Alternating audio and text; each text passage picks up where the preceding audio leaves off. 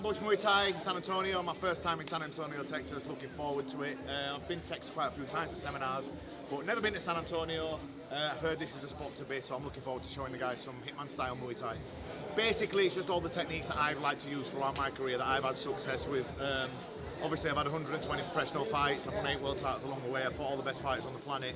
I've picked up certain little tricks and fight tactics and techniques that have helped me to get to that level. So I'm just gonna basically be showing these guys those techniques, and I want everyone to put their own little spin on it and try and make it work for their style. Everyone's got a different style, so I'm not here to try and change anyone's style. I just want to add a little bit of mine and Andy's to theirs. Yeah, to be fair, the standard of Muay Thai in America now is picking up a lot. A lot of the guys are all going to Thailand. They're all a lot of like good level pros here now, whereas a couple of years ago they were still quite a bit behind, but America are catching everyone up now, which is lovely to see. There's always top level fighters coming out here to give seminars, a lot of top Thais coming out to give seminars. So every time I come, it's nice for me to watch. I've been doing seminars in America for probably the last 10-15 years now, and every time I come, I'm watching the level slowly get better and get better and get better every year. Year upon year, there's always improvements, so that's a lovely thing to see. Peter James, Stanonik 5th.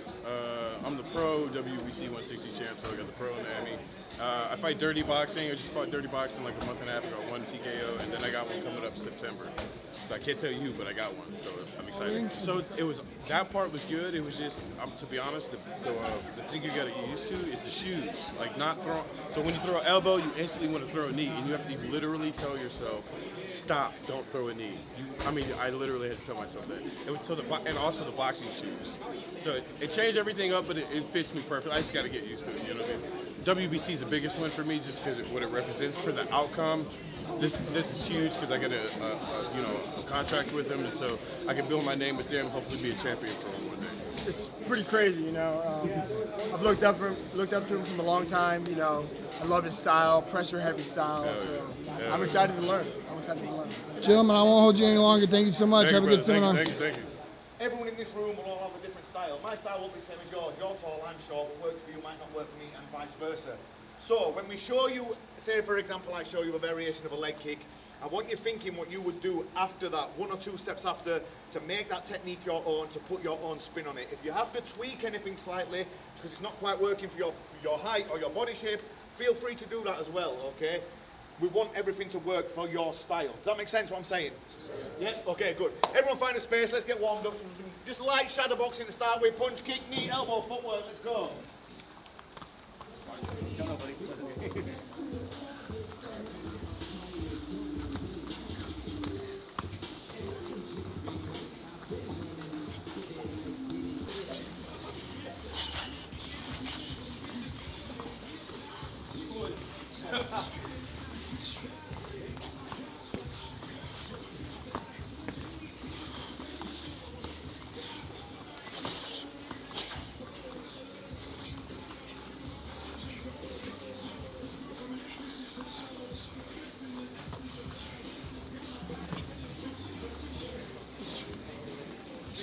Okay, time guys.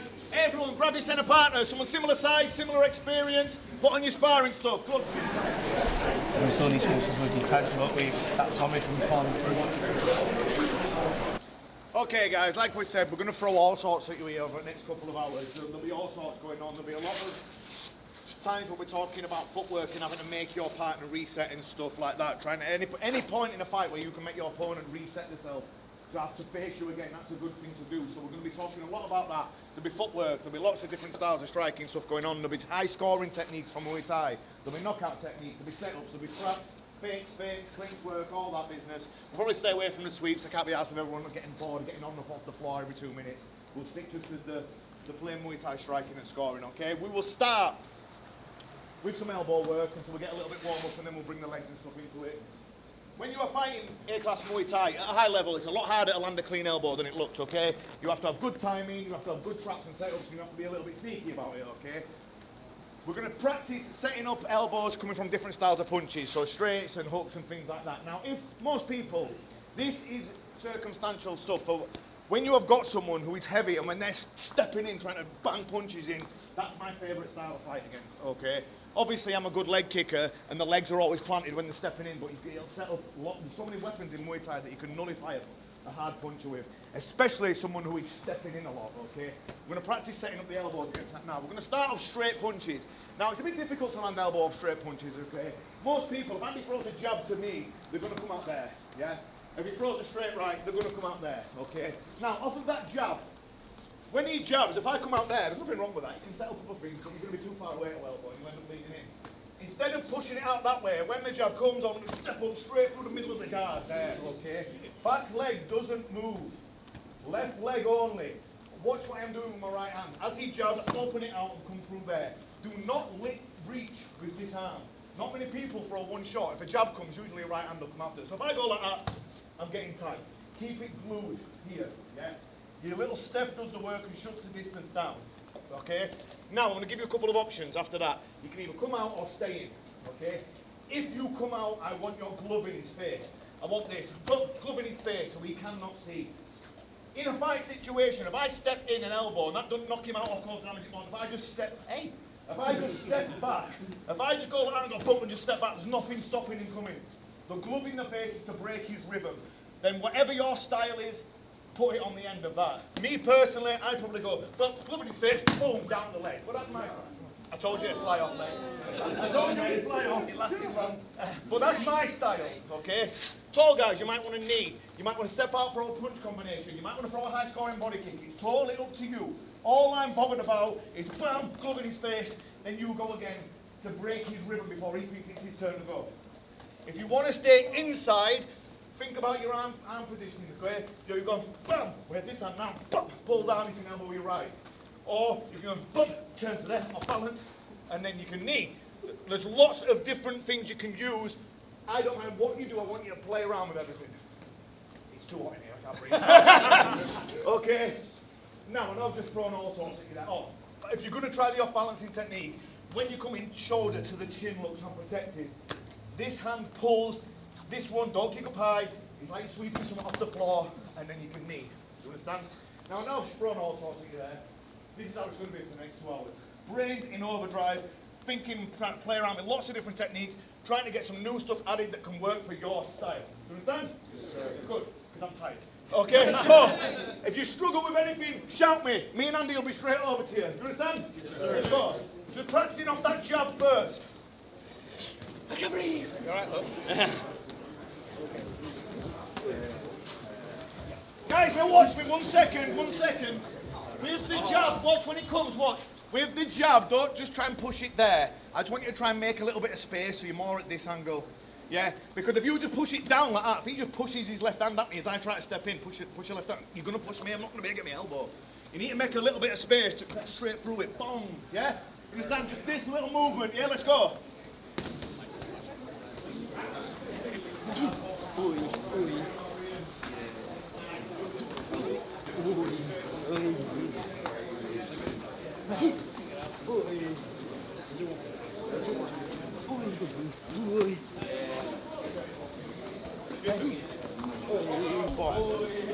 Because you're the southpaw, if you go like this, you're going to be miles away. Yeah. So what I do off the southpaw, jab me. Southpaw? Are you southpaw? No, he's southpaw. Yeah, well you jab me then. Yeah. Or as you open, I'm going to step at the same time. Shut the distance down, then look where my foot is. I can then boom. Yeah. Okay, perfect. Same with you. I'm glad they were in there. Same with you because of... Yeah, we're good. Because he's southpaw, Yeah. as he jabs, you can step way right, boom, and then you'll be there. Boom. Watch as I skip. Boom. Skip the same. Chop the leg, land. 1-2 body shot, snatch the hands into southpaw to drive a big knee home. Have you got it? Yes, sir. Sure? Yeah. Let's go. Bam! Bam!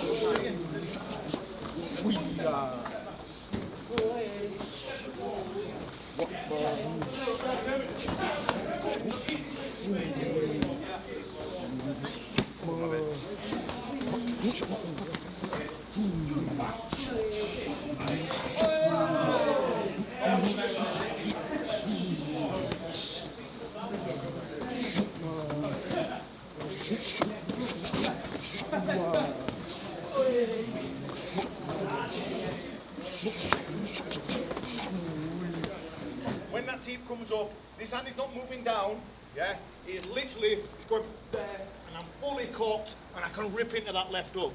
Do not stop on one shot. Think what you can flow afterwards. Me, I'd probably go down to the leg, but whatever you want to do after, you can do as well.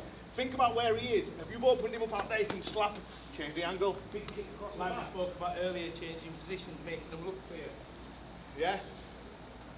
Again, do not try and step back as well because you'll be miles away. Literally hold your ground there. Don't be afraid of the teep.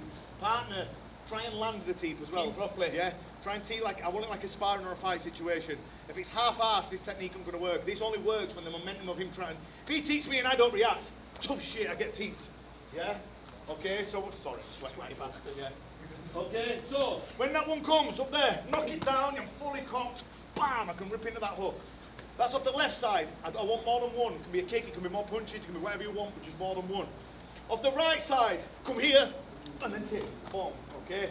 So again, for that, all you are doing, aiming for the chest, side step, my left hand comes under, you put your right hand on, and then you tip up. You've got 2 steps in Muay Thai, you can send them flying.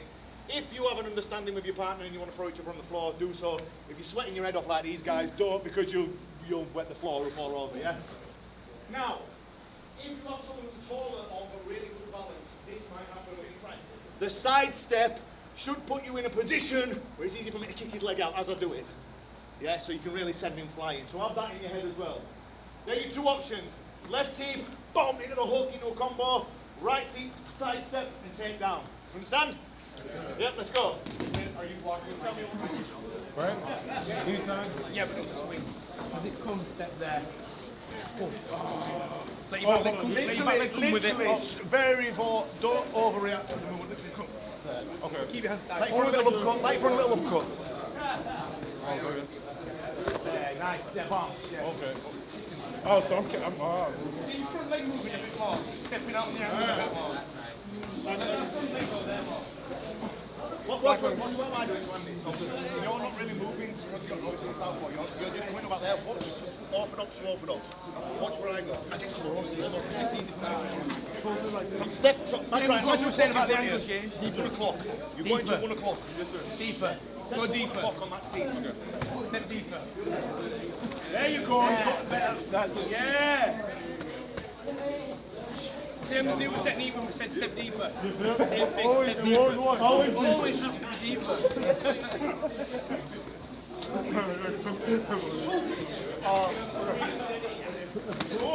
Yeah, that's it.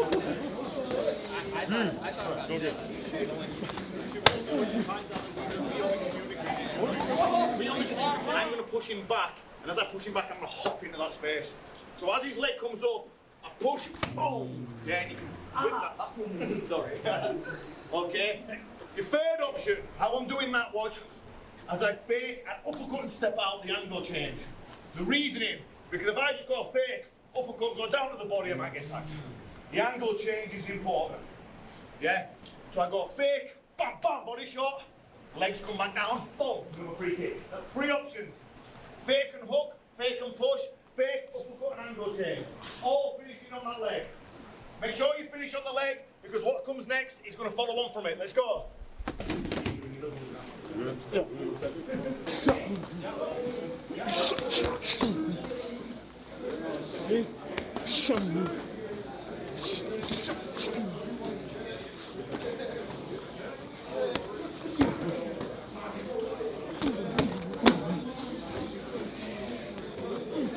Nice, good.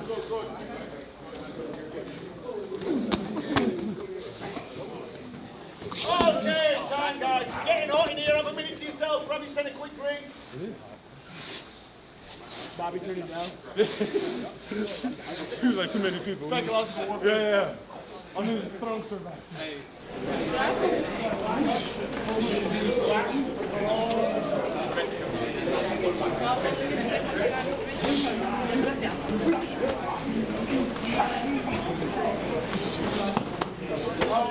He throws a left hook. I want to be here. Can you see? No, that's how it should be. This in his face here so he cannot see. Do not be lazy when you're throwing long guard. Like I said, if that left hook comes, the right hand will probably come after. So if I go slightly lazy, I'm getting it straight on the chin. Yeah. Don't aim for the shoulder. This glove wants to be in their face. When you're fighting, there's tape and there's laces. When you're rubbing that in someone's face, when they're stepping in, it's not comfortable. Yeah? You'll see by the end of this demonstration the state of my left eye from all the like scar tissue and everything, rubbing his laces. Okay, so I'll give you a few options. The first one I like to use a lot is obviously if Andy throws a left hook and the right hand's going to come after, watch the angle of the right hand, it'll have to come over the top and I'll slip inside and beat it with the elbow. Yeah? Because it's going to have to come over, do it real slow. As I touch, bam, I slipped inside of it. Yeah? Left elbow. That's your first option. Okay? As soon as it touches, ba-bam. Yeah? So again, ba-bam, there. Elbow always beats the punch as long as you time it correctly. If you want to elbow with your right, look at the position your arm is from this long guard. Yeah? When that comes, chop, aiming for the chin. Bam, straight forward. Do not waste time doing this and pulling your elbow back here, because if he throws something else, you've got milliseconds in a fight to land an elbow, yeah? If you do throw that one, think what will flow after it, yeah? Me, again, personally, I like, bam, I'll go, chop, where am I now? Body, where am I now? Bam, leg, flow, flow, flow, yeah? We'll start with just that, and then we're going to add the right hook into it after. Let's go. How do you reckon with the 4-ounce gloves? Nice, can't do a long guard with 4 ounce, don't work properly. Not with the one championship style gloves. Maybe the dirty boxing style gloves that he'll be fighting in. That might work a little bit because they're a little bit thicker, but the one championship ones are really small. Does that affect your tactics? Of course, yeah, because I've had 115 pro fights in 8-ounce gloves, and then I've only had 5 pro fights in the small gloves. So it's instilled into me to do certain things, and then it don't work. I know that when I teep up here, he's going to do this defense. I know that. So we're using this to see where his arms are. So first time I stab it in there, boom, I know he's going to get that reaction. Next time, hop, boom to the body. Make him twist and look for it. Dig that body shot in. I don't want it to stop at the body shot. Yeah? After the body shot, right elbow's a nice one from that position. So we stab the teep, boom, I know I get that reaction. Next time, fake, bam, bam, up through the middle. Now I've got him thinking about the body shot and the elbow. Change it again. So first time we teep, boom. Then next time we hop, come up to the head. I know he's going to be twisting here. His body's cocked. This is going to sound stupid, but don't kick like a traditional Muay Thai head kick. I don't want to see people doing this and leaning and all this. You'll be too close, you won't be able to do that Too anyway. close. All I'm doing is lifting my... I can head kick from here. Where's big man? From here. I can head kick from here. Don't matter how big you are. You don't have to move your hips. You don't have to be far away. You're not smashing your feet. It's always at the very bottom of your shin. Even if the gloves up, you'll feel when your partner does it. Rattles you. Even when your gloves up, it rattles you. It rattles your brain. Because the foot almost goes around the back of your neck.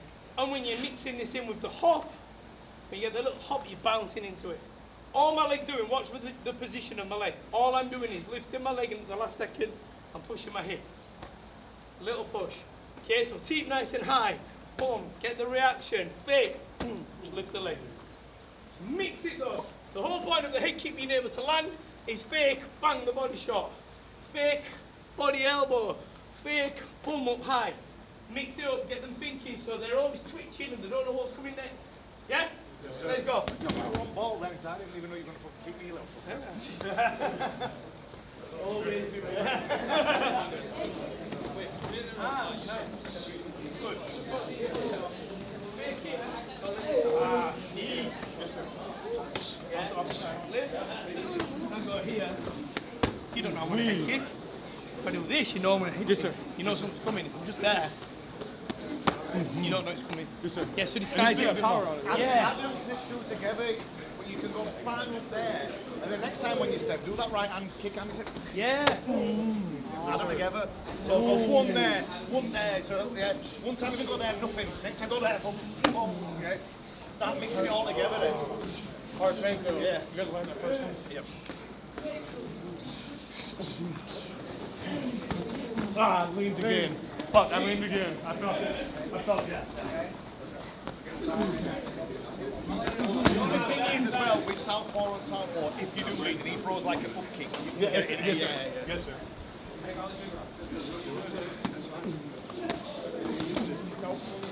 Really? Okay. Go again.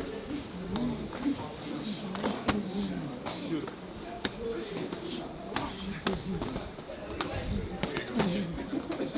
I did. Keep it nice and simple to start. Obviously, when you're clinching in Muay Thai, you want to be locked up around the head in a nice, strong position where you're not going to get elbow driving knees in. Okay, now, if Andy's got me in this lock and I can't get my arm to come inside, I'm not going to settle for this because this is no good. I'm not going to start trying to push out here, okay? Again, if I cannot come in here, easy way so I can make a gap so I can come in there. Left hand come over here, yeah? Right hand, come in and grab your head and then push off to your here, yeah? Fight situation, you'll go over his nose and mouth so he can't breathe. And when he does try and breathe and pulls his head back, you'll knee it because you know he's breathing out. So think about that as well. One thing, guys, when you're actually doing this, let's have people, look how me and Liam are in the clinch. Necks up nice and tight, shoulders back. I'll tell you how we're going to start. We're going to start. Everyone does this. Yeah, not like that. We're going to start like this. He's going to walk into the clinch. He's going to play around with your arms there. When he's ready, he's got me. Now it's my turn to break. Bam. Yeah? Understand? None of this. Let's go. Nice and tall, strong.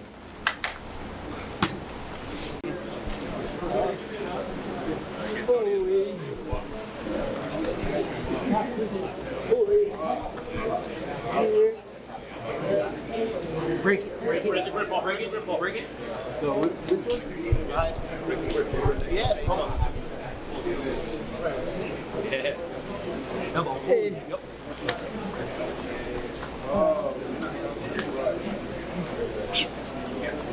Oh.